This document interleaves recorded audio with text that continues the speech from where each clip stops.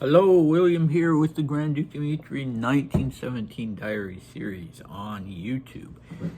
And today we are doing 3 short entries, the 16th, 17th, and 18th of October. Our recap from last time, Dmitri and Lucia Marling, I should say, had gone to the bazaar.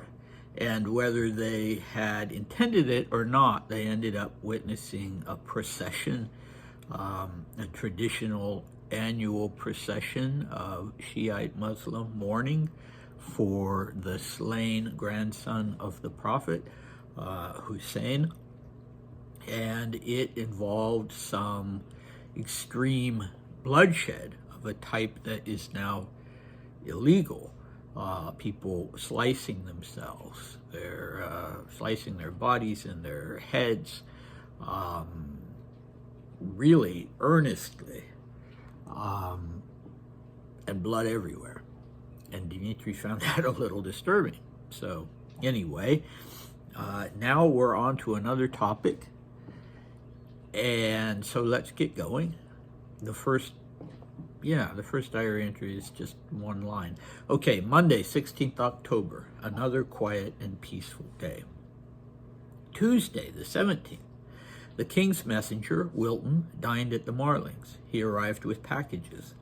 My hope that he would bring me letters was not realized, and I became so sad and wretched that it was just horrible. I had another bout of horrible depression. I had been too certain that Wilton would be given letters in Petrograd. It's been so long since I've had news from home. I'm so desperate to return. I'm out of my mind with desire to speak with my friends and dear ones. I have to admit that I almost cried, but what can one do? I'm already a little better now.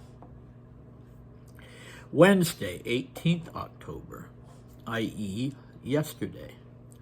Wilton dined here again, as did MacDonald, the British consul in Baku. I've already written about him. I'm better now, thank God. The boil on my leg has already burst and I can begin playing tennis again, but there's probably only about a week left to play because the rainy season will soon begin and then the courts get wet and fall apart. I'm preparing letters to give to Wilton when he returns, but it's so difficult to write when one doesn't know what they're doing there and what they're thinking.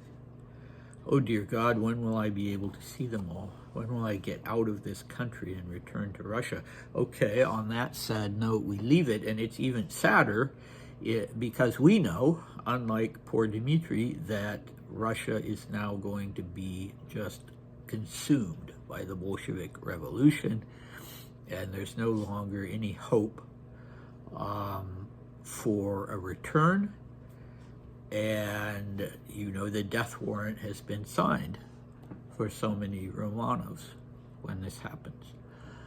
Okay, so let's talk about the king's messenger, or the queen's messenger when the monarch is a queen. Basically, as I understand it, a diplomatic role, not an actual person attached to the royal household, but someone who is entrusted with intelligence and diplomatic documents that are inviolable, so such a person can cross borders and what he's delivering can't be searched.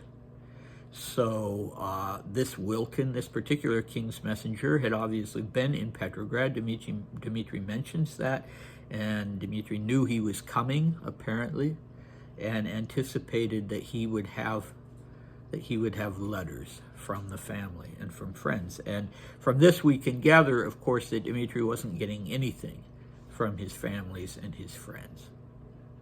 So he was terribly anxious, as anybody would be.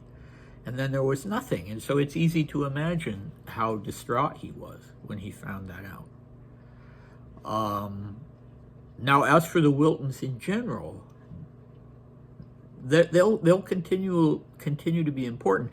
This Wilton will continue to be important. The other Wilton won't. But this Wilton is the brother of a Wilton who Dmitri describes as his old Moscow teacher, so someone who taught him something when he was in the custody of Sergei and Ella.